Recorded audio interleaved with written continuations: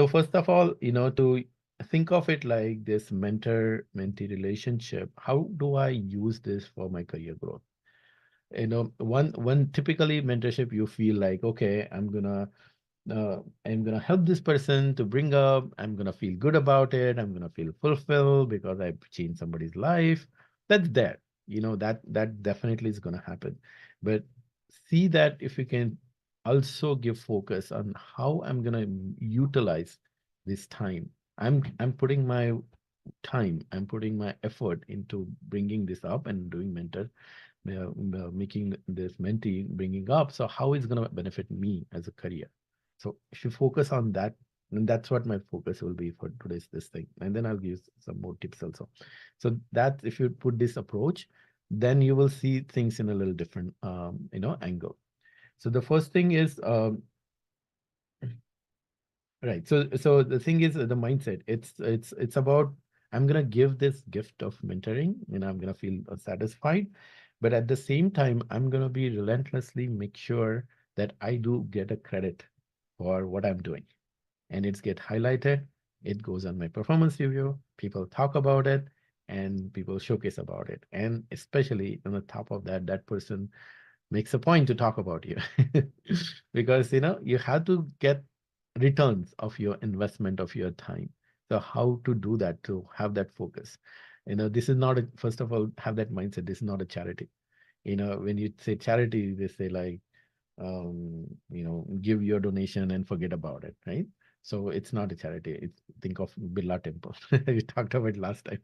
I want to put my name on it. So have that thought process on it. And how then second is that's what, see that your efforts are noticed.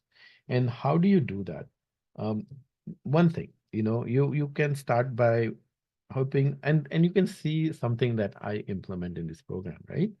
What I make you all of you do. First thing come, what is the first thing we do? Celebration. What are you celebrating? What are you accomplishing? What is the benefit? What did you learn? So mentee has to say that this is working. You can say yourself that it's working, but if the mentee starts saying it's working, it's working, it's working, then he has a proof, and you have a proof that this mentorship is working. Then you have to tell your mentee the specific action that will help to highlight this mentorship is working. Now, it's an easy way, right? One thing is to ask your mentee for the status of accomplishment email. Hey, the way I do it, exactly the thing, right? Hey Naga, okay, for this for getting this recognition from Naga, that it is working, tell Naga, see, after every meeting, this is in your interest. What you write exists. If you just talk about it and doesn't become tangible, it will not impact so much on your career. So if you really want to make the use of it, after every meeting, send me a what happened in this meeting, what insight you got, what action plan you took, and then I will love to see it. And next time, we can have a follow up on it, what happened, and that we can keep accountability. So from your career point of view, you have a proof, every week what change happened.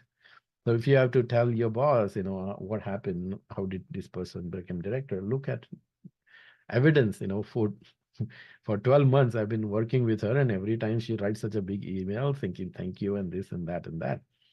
And in this, you can weave this in, biggest thing, you can learn the skill to appreciate and acknowledge, to make sure you acknowledge. Let's get into habits, so, and then, in a genuine way, so that person will start acknowledging. So this is the proof for you to build up on that. And then you can showcase, use that proof wherever you want to, that person is doing. So the point being is tell that mentee specifically what it will help for you to make a case that you are an amazing mentor. I mean, you cannot assume that he or she will tell people or do everything. And if don't make it about that person instead of making about you, it's for you. You have to keep track of all those things. And also, if Naga, if you write this down, I can showcase to your boss, I can tell other people. So it's in your interest to showcase how this mentorship, how you are using this mentorship so amazingly well. Not everybody does it. With Naga, you are very coachable, so we have to demonstrate that, and this will be the proof. So get that person writing. That's one way of doing it. Other thing is, yeah, the other thing we do in our thing, right? So if that person is from your team, hey, Prashant, why don't you talk about what was your learning from the coaching session that you had? We had a lot of you came up with a lot of action items, and you had a lot of aha moments. You learned a lot of things. What is something you would like to share with other people here? So make that person talk, make other people aware that you have been mentoring him. So, that's another way of making sure that you get credit for that you're learning. Then the another thing, I don't know. Okay, then other thing, like, once then you tell your boss, hey, this mentorship is going so well. Who else do you want me to coach? Who else do you want me to mentor?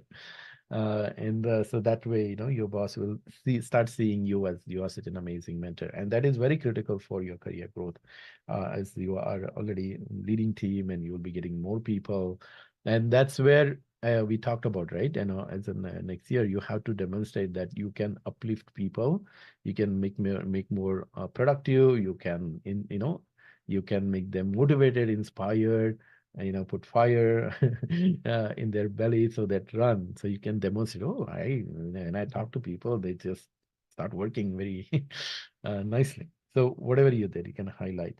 So that's something you can offer your boss. So your boss is aware that you are doing this more often. That's another way of, showcasing, making sure that you get credit out of it. And now, so that's the one part. Second is about, you asked me, like, what do I do specifically in this meeting with this mentee? Some of the things, what I will say, that the way we have this, you can do something similar that we have.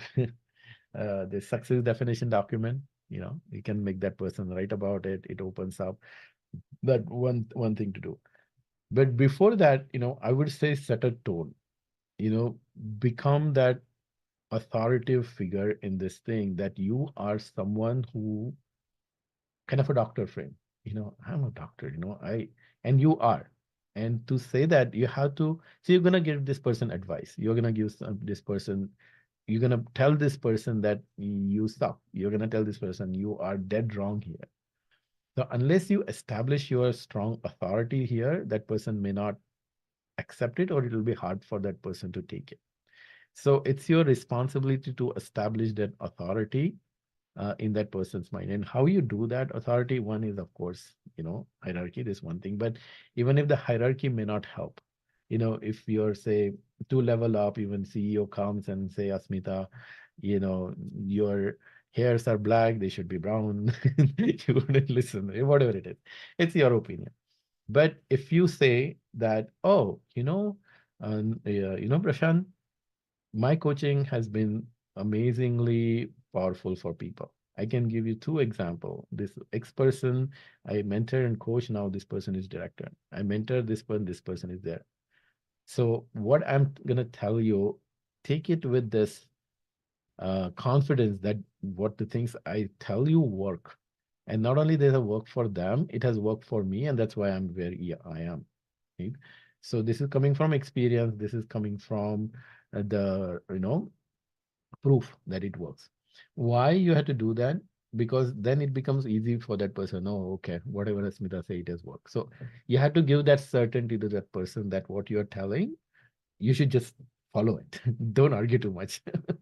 So that's authority building. So set that tone. And in your case, you have the very specific example. If you can give those people example, if you don't want to give specific name, you can always say in general. Okay, there is one person. This, I cannot tell you the name, but this is that. This is that. This is that. So giving that proof. So that is one. Create some kind of make them work before coming to you. Having some form filled or some information gathered. Our form is great. Other thing, to ask the question in very first meeting, if you like, it. And again, as I always say, start with the celebration. And start another question variation of asking, what is working? What is working well for you at this time? And then if you have multiple meetings, what are you celebrating? What is the learning? What you implemented? What action you took? So make that person talk about the action plan, the results that he is getting because of your mentorship. In very first session, there are certain questions that I love to ask when I'm doing like other kind of coaching, regular coaching, life coaching kind of thing. Where what do you love and enjoy? Right. So that brings up different energy. Love and enjoy is a different word, so people feel differently. Second question is what excites you the most about your career, about your work? And here's the interesting question. The adding at most makes a difference. What excites you? Oh, it excites me. This. If you add most, it has a psychological impact. Ah, there are five things. Let me see. There are five things.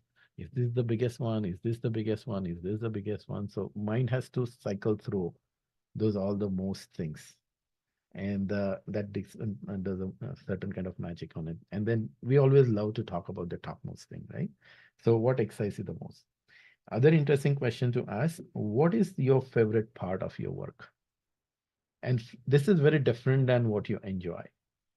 Now, favorite part of the work may not be something that you enjoy, but that's something that gives a something different. Now, I'll give you my example. If you say what I enjoy the most, I enjoy the most being in a group call, doing one-on-one coaching. But what is my favorite part of the for part of my work is asking for money. Right? Do I like it?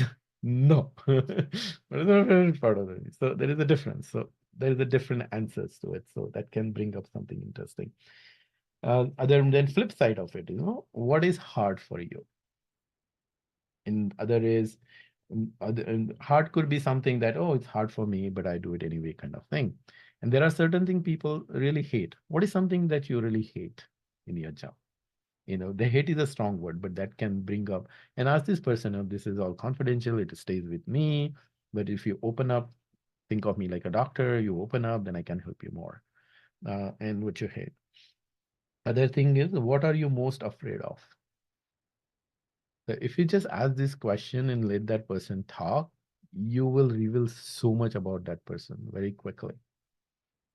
And once you hear that person out, then that person will be super receptive to you. If you just go directly, oh, do this thing, do this thing, do this thing. Oh, she doesn't even know about me. Like she's just here to give me advice. So if you take a moment, if you do this in a first session, you will establish such an amazing rapport with that person. That person will open up and then, oh, tell me more.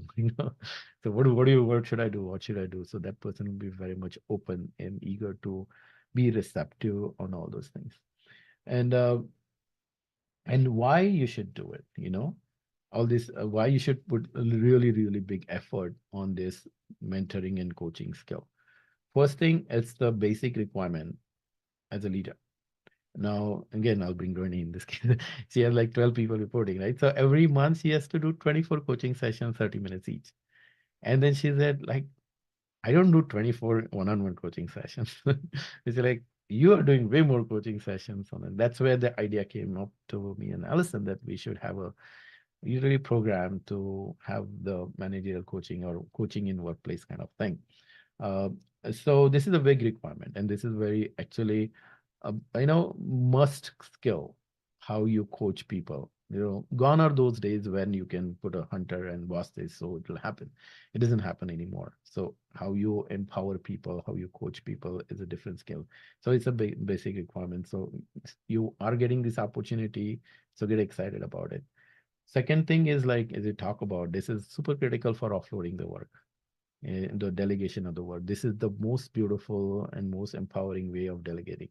You can always tell people that do this thing, or you can tell people, hey, in a coaching conversation, if I'm gonna give you, you know what, Naga, I see there is this, if you work on this XYZ thing, it's gonna be a big career booster for you, and it's coming as a mentor for me. And then Naga will be, oh yeah, yeah, I'll do it, of course. And then since you have established this rapport and everything, this person will take on its own much more easily, and then it'll be easy for you to offload your work. And I think the second thing is think of it like you are creating your army of knights. You're the king. And these are all the knights. They're gonna run in the night and do whatever things for you, because you had given them such a huge gift of listening, acknowledging, and a wisdom, and you thought through. Nobody does that. Nobody does this to you. Nobody takes effort to listen to you with this focus. So that attention to what their internal emotions are and all those things. So you would be able to create this army of knights for you, and it's a lifetime thing. I'll tell you one interesting thing. There is the one woman, Meghna Igbote, right? I don't know if I told you guys, like, I did this similar program for kids in 93 in the ninth grade.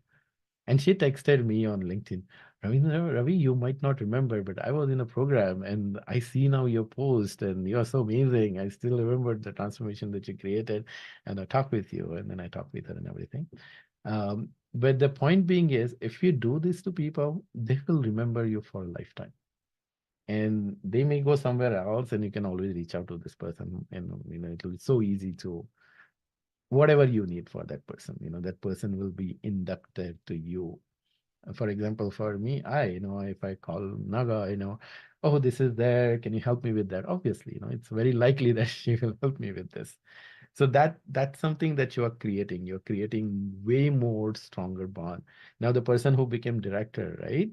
She's indebted to you. If you ask her favor, she's definitely is gonna return favor. I hope she. People are weird sometimes, but normally people will do that. So that's the big thing about all this coaching. So since you got this opportunity, get super excited and start working on it. And then you can observe like what we do, and then you can try to mimic some of the things. So that's my answer to that.